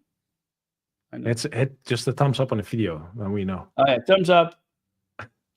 Ta-da! It still works. Type 1 in chat. So, you could edit the sidebar menu. You could drag and drop things, but it always was a little bit hidden. It still is hidden. But we also had this thing. Look, we just sometimes do weird things and they just stick around. So the text would all get wobbly and you could drag and drop it. Like it's a bit like your iPhone home screen, except that we're Home Assistant. So why are we doing this? But we build it this way. We shipped it this way. You can, by the way, instead of holding the Home Assistant name, you can click on your profile icon and then go back to change the order and hide items from the sidebar. So now we have this very cool new drag and droppable hidden hiding stuff. So for example, if you're like, oh, but I want my areas dashboard to be higher. I don't want to have my demo dashboard. I don't want to have HA home. Hello, what the hell is that? Maps, nobody even looks at that. But let's say music assistant, use it all the time. It's going to bring it all the way to the top. Same with ESP home, super important. Hit save. Get a warning. This will change. This is new. It will change the sidebar on all your devices. You hit OK. It has updated. So the big thing here, there's two things that have changed. First, we have this beautiful menu. It makes it very easy to actually show, hide, reorder stuff.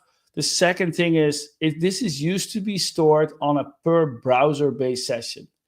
And we did that because, I don't know, but we fixed it now. Now it's based on a user-based session. Because if you are at home, you're visiting your Home Assistant through a local URL. When you're not inside your home, you're visiting Home Assistant from a remote URL.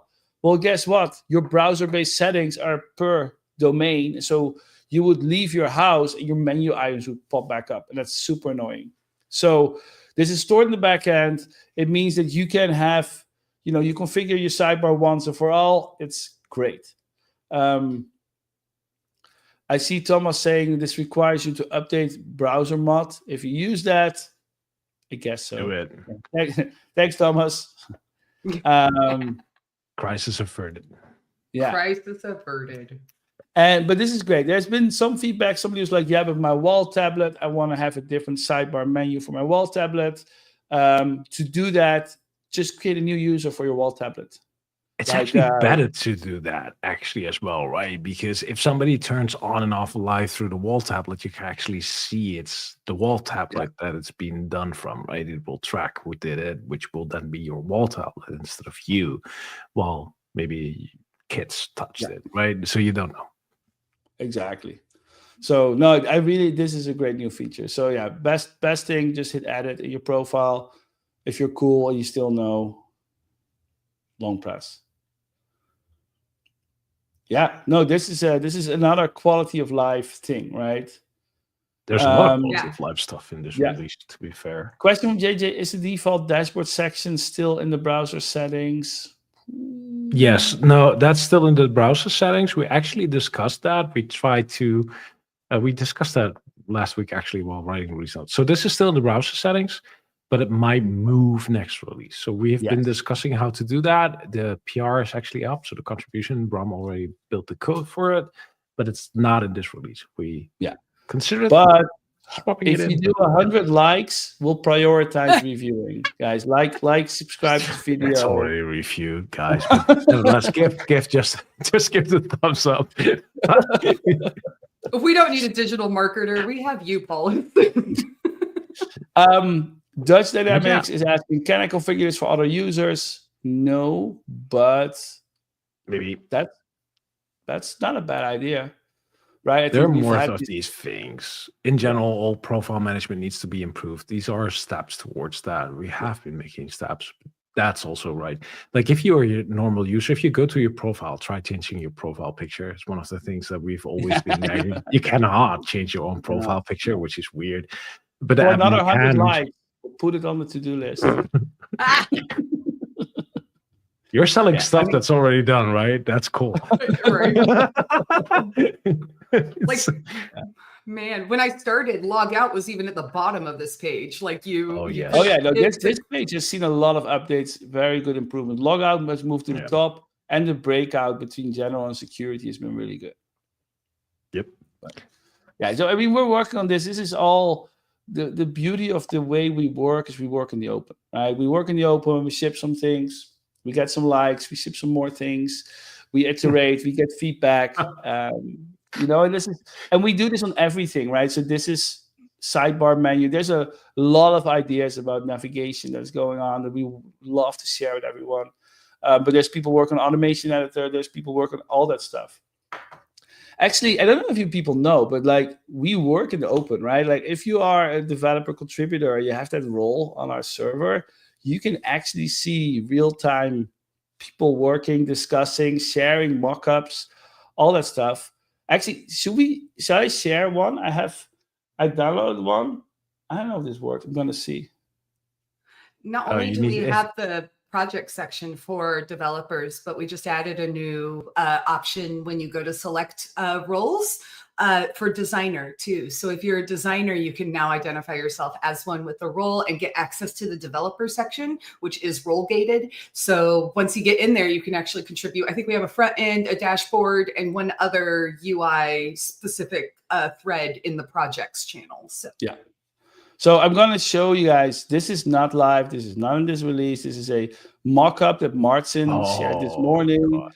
This is really cool. This is something the team is working on, right? This is like real mock-ups. I mean, don't get scared now. Like, this is very the way the team works, right? We build mock-ups, we test with users, we discuss, we get feedback, these kind of things. So I want to share.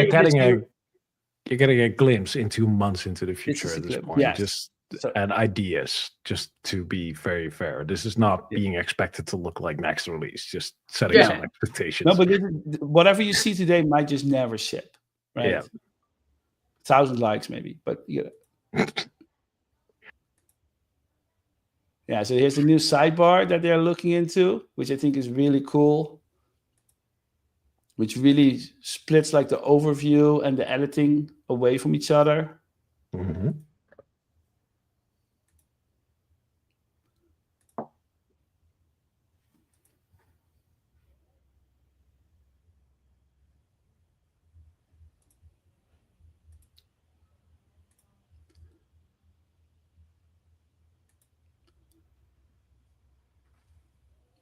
Yeah, this is the kind of stuff that it will, if we get this to land, it will really, really help, clean up this experience, make it more predictable. Look at this. That target picker is really good, huh? Mm.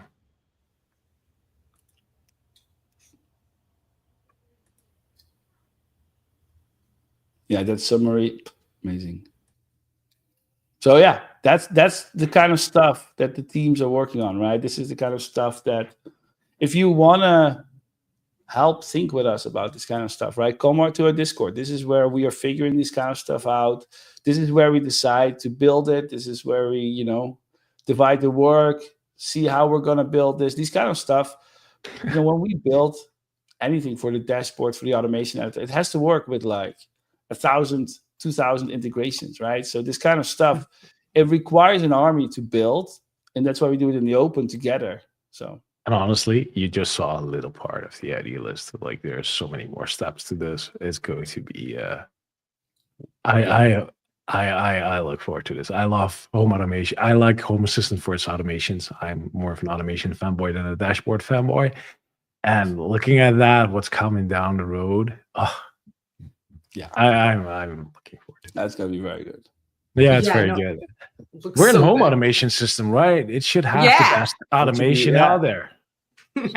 Agree. There we go. Agree. Hey, good. We have more stuff this release even. Like we're talking really good, but like, do you have by any chance, Paul, a couple of Sonos systems in your? I do. Oh yeah, we forgot about that one. I do have Sonos. Let me quickly find it before I open the. My shit is always broken. Oh yeah, no, yeah. I'm gonna share this. There you go. Yeah. I have a. Boom, boom, boom. Meanwhile, I fully finished the release. Everybody can update. So have fun. Like we did it before the end of the release party. I can go to. Okay, so this is the official. The Home Assistant releasing party turns into the release party. Yes. Yes. All right. This is a Sonos. What is it? Play 5. It has a bunch of buttons. There's a new button in town. It's called Join. So we always had standardized the grouping and ungrouping of media players. We just never had a UI for it. And so this release, thankfully, we have a release. This is fixed. So if you have different devices, and actually, I think some of these are offline. Is that one plugin? There's one plugin. I'm gonna try it with this one.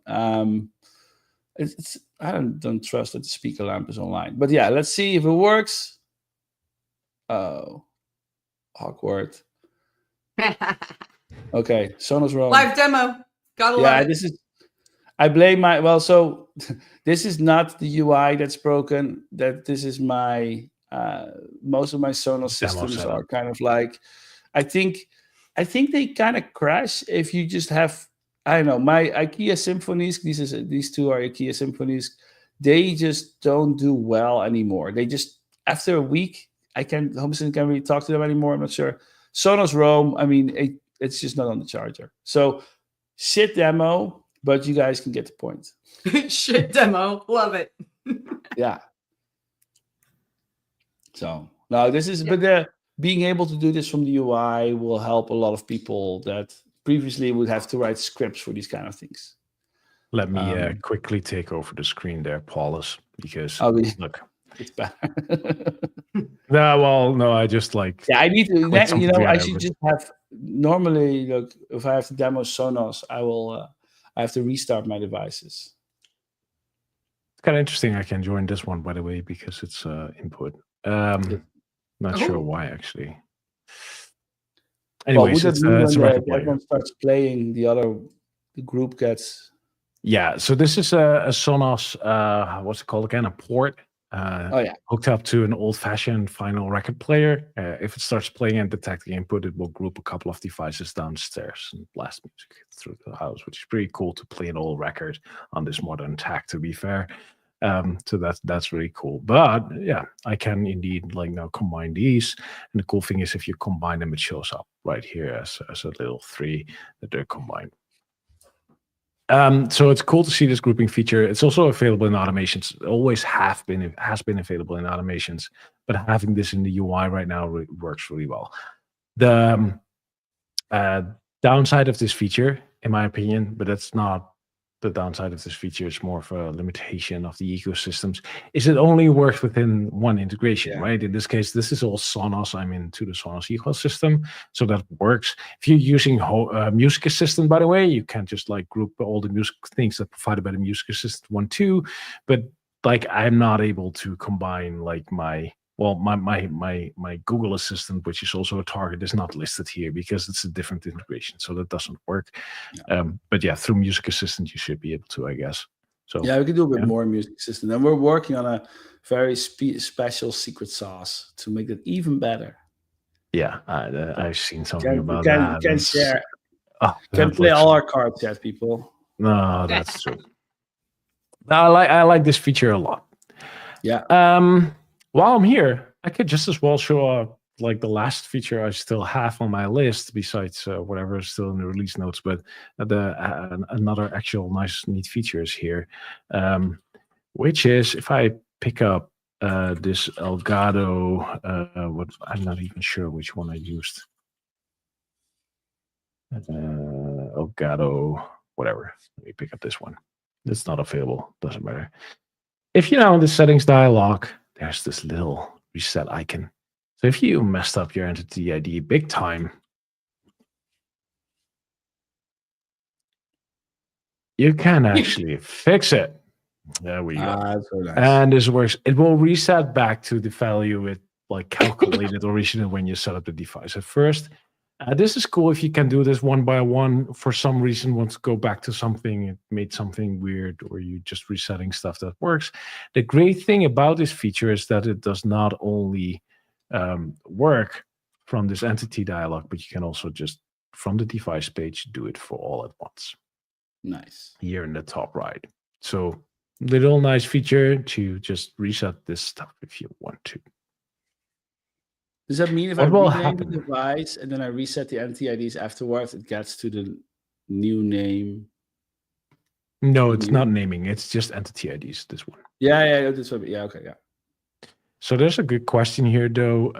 What will happen to the history on the entity? That will be kept. We're moving that one along.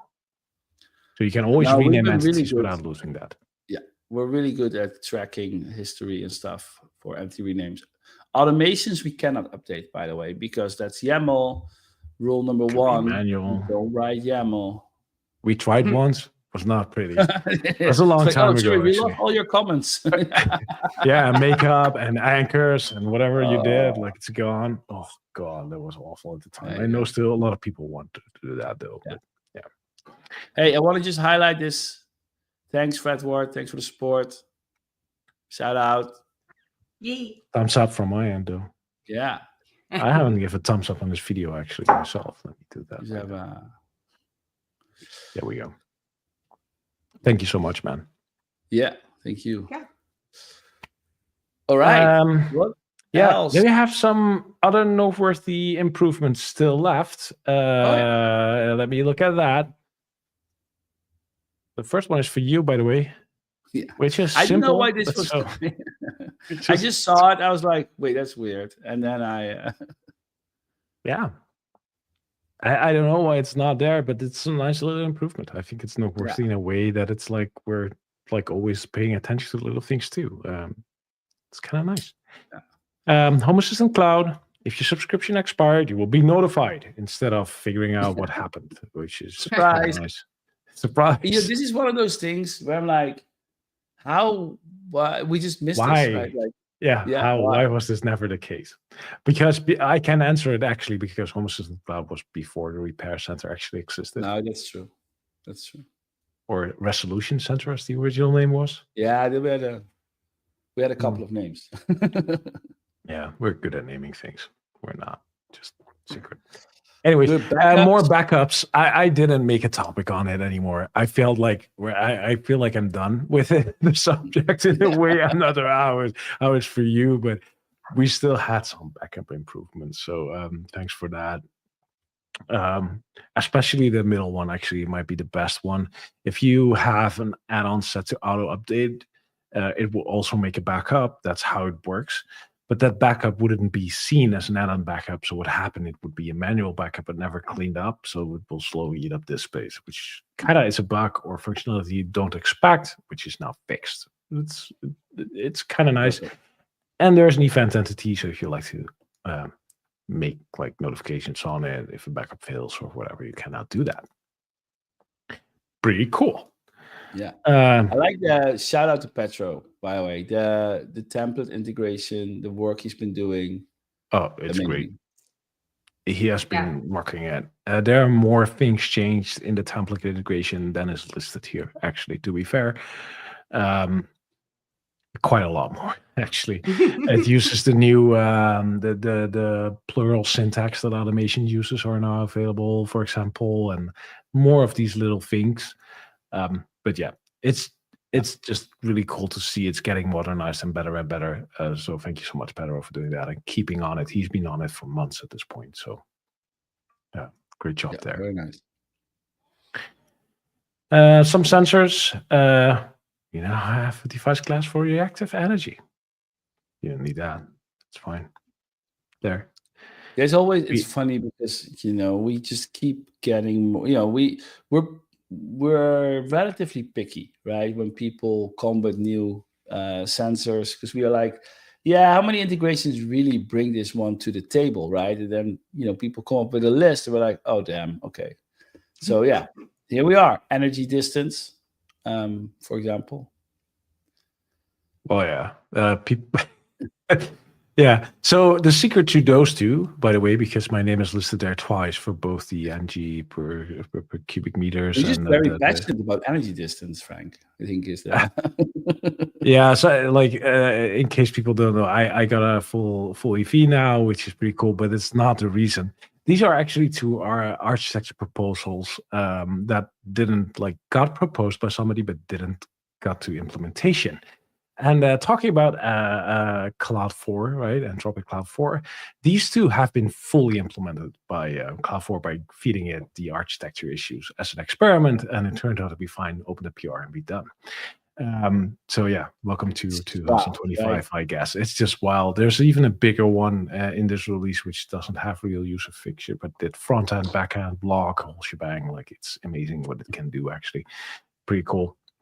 And we have support for leaders. Gas sensors. So cool. Nice. One of the things what I like, what people might not know, is that you can change the unit to any unit that is in the same category, right? So if you have gas today, you can say now, instead of like square meters, I want to have liters. In Home Assistant, you can just edit the entity. This also works for, like, example, if something is in meters, you want kilometers, for example, that kind of stuff. You can just change that because it's just a display setting for Home Assistant.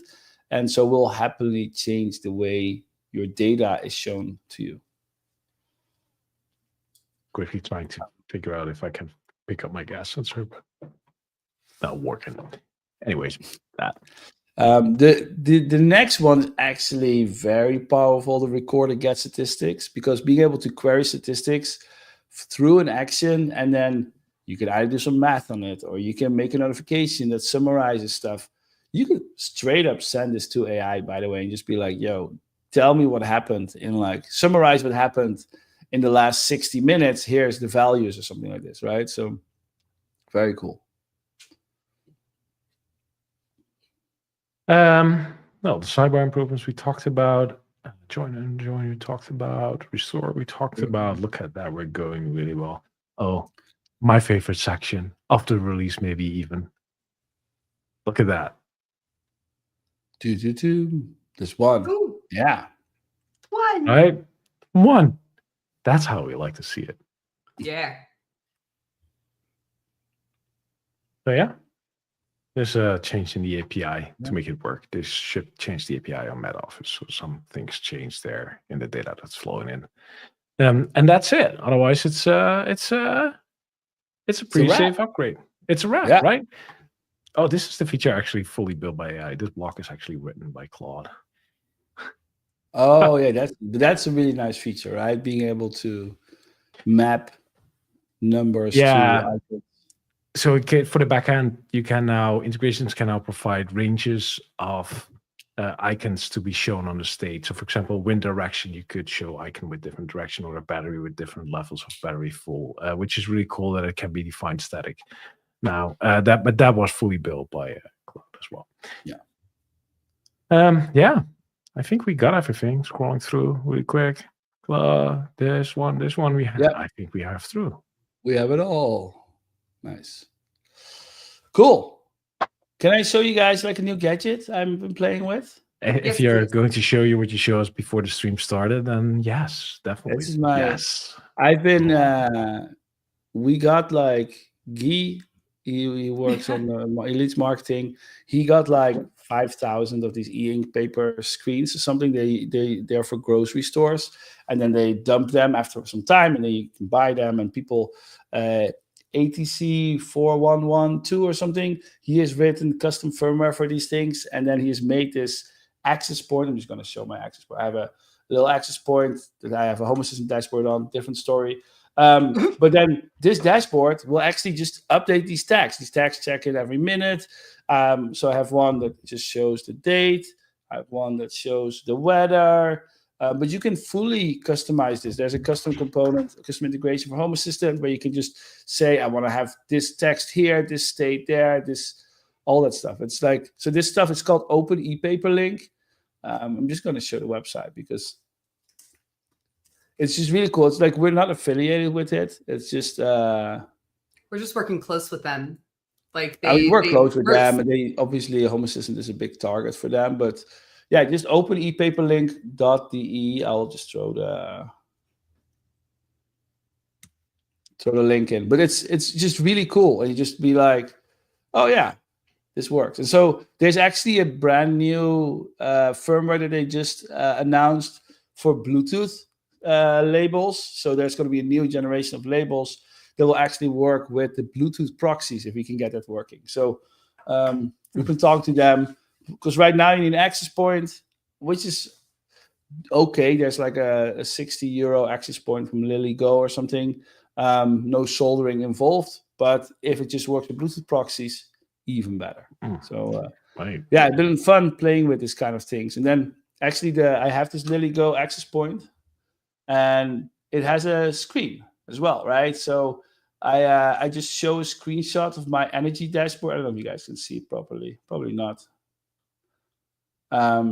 But it just shows a screenshot of my Home Assistant dashboard on here with the latest graph of the temperature in my house. Oh, I try to be smart. Oh, yeah. Please. I'll show it again. Yeah, so if you are interested in tags in your house, open ePaper link is the best. Yeah, so I think I shared like 2 releases parties ago or something like the screenshot add-on. This is just a screenshot add-on. Like it just makes a screenshot of one of my dashboards, puts this on this display, and I have this one in my living room just showing. Not that I need to know how cold it is because I'm in the living room, but like I can see the history. It's nice. Yeah, it's really good because it also means you don't have to go through and map where everything's printed out and stuff like that. So you really made e-ink displays and a little bit easier, honestly, with that. So someone asked how long the battery lasts on it, and it depends on how often you update it, right? So I think they check in every minute, but yeah, they don't like this one updates once a day, right? So that's just gonna last very long. Makes sense. Makes sense. So I think the I set up my weather one to update every 3 hours or 6 hours or something. So that's also like 4 times a day or whatever. So yeah, those things they spread out. Yeah, somebody write with Puppet. Yeah, that's I have this add-on that uses Puppeteer to make screenshots of Home Assistant dashboard. So I can drop that in the link too, I guess. I know it's not. I mean, it's just an experiment that I've been running, but it's a fun one. Actually, that add-on, I don't know. I've also recently I've been using that one to push stuff to other e-ink screens. I've been getting a lot of e-ink screens in my life, just mainly. I don't know why, just life happens. But like I'm trying to figure out like what is good or not or something. So I have like this is one of Seed. Seed has this e-ink screen, and then. I saw that one a lot on socials. Mm-hmm. Yeah, I mean, it's pretty affordable. I mean, the reason it's more expensive than I would like is because e-ink has patents, right? And so there's patents on it. That's what makes it so expensive. Oh. But this too is just a screenshot. This is just a screenshot from a dashboard. And the dashboard has some templates to read out the calendar entity to render the latest person who's cooking. You know what I don't like, but you hold the device up. Why do you print your brand such big, like embossed into like that thing? It's the bottom, right? Yeah. Like that. If we ever make it's just gonna be like just don't put it on the front, right? You probably want to display that. Like that's not like aesthetic, but whatever. I think the worst we do is make the Home Assistant logo shape for it. That'd be like the worst. Oh, you mean you have an e-ink in the shape of a house? Yeah. That's good. You have the temperature at the top. You have some. Ooh! Shows you little areas. Yeah. How many floors you have? But this one. So this one is actually just easy home. Yep. It has a little battery. It does have a kickstand. That's cool. Yeah, this is. Yes, it's cool, but also I would love to put it on the fridge. Just like, that's just, and then there's no magnets here or something. There's room for improvements. I already told them, I was like, guys, I feel like we can do a little better. We'll figure it out. We will. Yeah.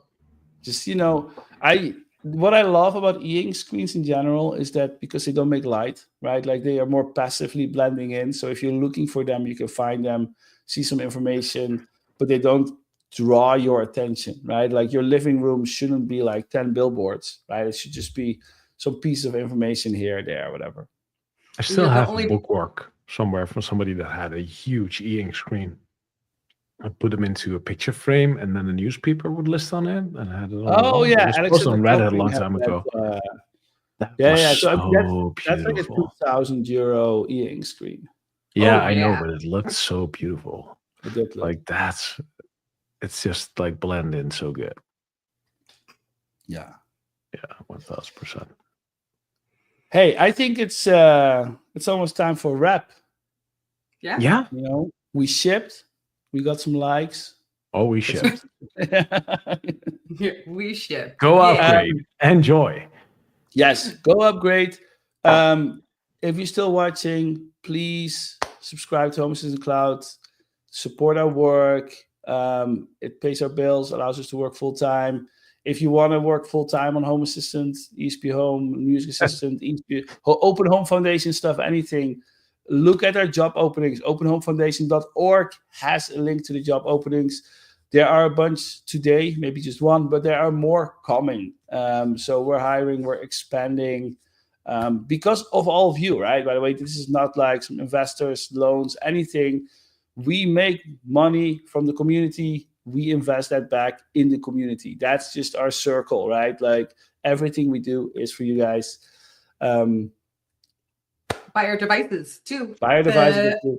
All of our devices help us absolutely with the same way that the subscription does. Yeah. And most importantly, thank you for being a user.